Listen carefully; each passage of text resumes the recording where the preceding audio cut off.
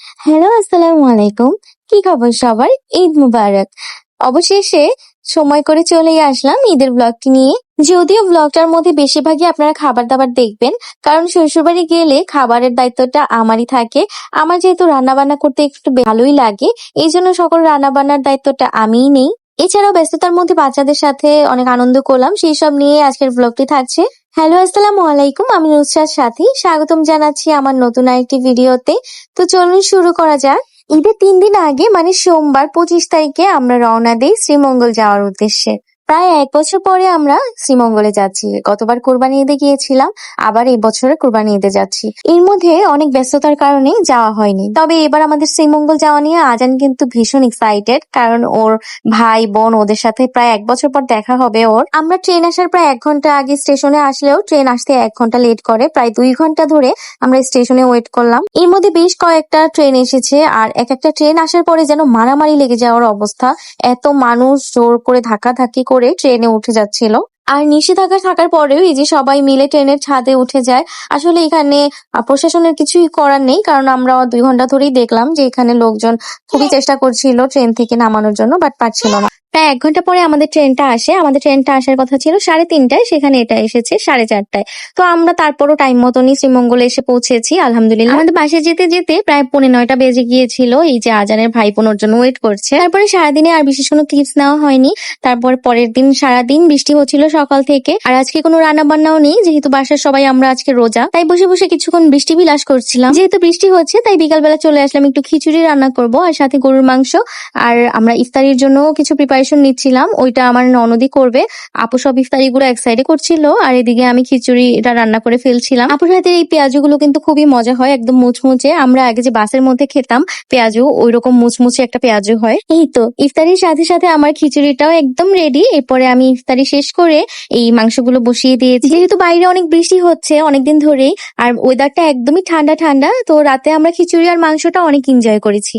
এর পরের দিন বিকালবেলা আমাদের গরুটা আনা হয় আলহামদুলিল্লাহ। গরুটা বেঁধে একটু খাবার দিয়ে আমরা চলে যাই ছাদে। আমি এই ৬ বছরে বিয়ে হয়েছে আমার, এর মধ্যেই প্রথমবার আমি এই বাসার ছাদে উঠলাম। আমার ভাসুর এবার এসে নতুন একটা মই লাগিয়ে দিয়ে গেল, তো এটার জন্যই ছাদে উঠতে পেরেছি খুব ইজিলি। এই যে ড্রাগন গাছটা, এটাও আমার ভাসুর লাগিয়ে গিয়েছে। এখানে কয়েকটা ফুল এসেছে মাশাআল্লাহ। আর আমার শাশুড়ি অনেক অনেক গাছ লাগিয়েছে বাসার চারপাশে। এই গাছগুলোর বয়সও অনেক বেশি হয়েছে। এবার ২-৩টা গাছে আম হয়েছিল, ওগুলোই আমরা দেখতে উঠেছি। আর এই যে অনেকগুলো কাঠবিড়ালি হয়েছে বাসার মধ্যে, যার জন্য কোনো কিছুই রাখা যায় না, সবকিছু খেয়ে ফেলছে। আমার শ্বশুরবাড়িটা শ্রীমঙ্গলের টাউনে হলেও এই বাসার পিছন দিয়ে সুন্দর একটা মাঠ আছে, আর এগুলো একটা গ্রাম্য ভাব দেয়, আমার কাছে খুবই ভালো লাগে। আমরা কয়েকটা পাকা আম দেখে পেরে নিয়ে যাচ্ছিলাম, তো বাচ্চারা এটা খুবই এনজয় করছিল। বিশেষ করে আজান আজান যেহেতু এগুলো ঢাকা শহরে খুব একটা দেখে না, তো এই আমটা মাশাআল্লাহ আজান একাই পেরেছে। ওর বাবা একটু লাঠিটা সেট করে দিচ্ছে, এরপরে ওই টান দিয়ে আমটা পেরেছে। দেখেন, আম পাড়তে পেরে সে ভীষণ খুশি। এরপর ছাদ থেকে নেমে আমি সিঙ্গারা আর কিছু পাকোড়া ভাজতে গিয়েছিলাম। আজকেও আমার ননদ আর আমার শাশুড়ি রোজা রেখেছিল, আর এটা ভাজার পরে আমার ননদ সে বার্গার বানিয়েছিল, যেটার ক্লিপস একদমই আমার কাছে নেই। এরপরে সবাই মিলে একটু নাস্তা টাস্তা খেয়ে আমরা বের হয়ে গিয়েছিলাম। যেহেতু কালকে ঈদ, আর ঈদের আগের দিন এভাবে বের হতে আমার ভালোই লাগে। যতটুকু বাজার দরকার হয় আমি স্বপ্নে যে বাজারটা করে ফেলি। আর স্বপ্নে এসে দেখলাম অনেক কিছুর উপর 50% ডিসকাউন্ট দিয়েছিল। বিশেষ করে এই বক্স গুলো আমার কাছে খুবই ভালো লাগে, বাট আমার কাছে একটু ওভার প্রাইস মনে হয়, যার জন্য আগে নেওয়া হয়নি। তো 50% ডিসকাউন্ট দেখে নিয়ে নিলাম। আর আজান তো কোথাও গেলে ওর গাড়ি কিনতেই হবে, তো স্বপ্নের এই ছোট ছোট গাড়িগুলো দেখে ও কেনার বায়না করলো, তো ওর ভাইয়ের জন্য ওর জন্য নিয়ে নিলাম।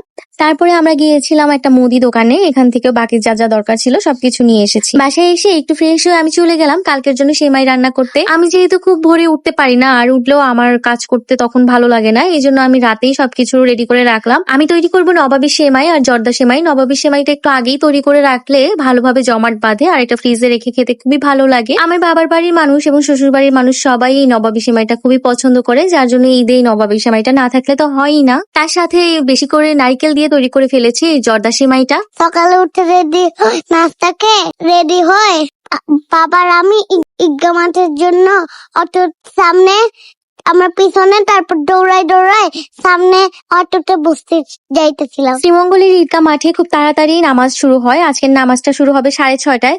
তো খুবই দৌড়াদৌড়ি করে বাপ ছেলে সকালবেলা যাচ্ছে নামাজে। এরপর সবাই নামাজে চলে গেলে আমি একটু আমার হাতে মেহেদি দিয়েছিলাম।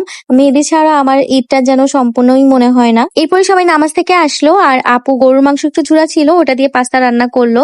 কুরবানিটা শেষ হলে সবাই খাবে এটা।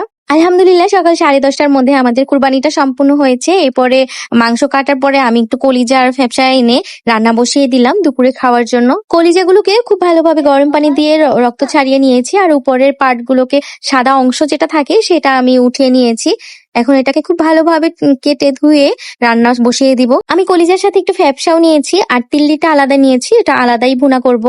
আমার শ্বশুর বাড়িতে যেহেতু তারা ঝাল বেশি একটা খেতে পারে না, তাই কলিজাটা আমি একটু কম ঝাল দিয়ে করছি, আর আমার জন্য আলাদা করে তিল্লিটা একটু বেশি ঝাল দিয়ে ভুনা করছি। এরপরে মাংস ভাগাভাগি হচ্ছে, ওখান থেকে আমি কিছু মাংস নিয়ে রান্না বসিয়ে দিব, তার জন্য প্রিপারেশন নিচ্ছি। আমি আজকে ঝাল মাংস আর গরুর সাদা মাংস রান্না করব। তো সাদা মাংসের জন্য আমি কিছু মশলা বেটে নিলাম। তো প্রথমে ঝাল মাংসটা ম্যারিনেশন করার জন্য আমি প্রিপারেশন নিচ্ছি।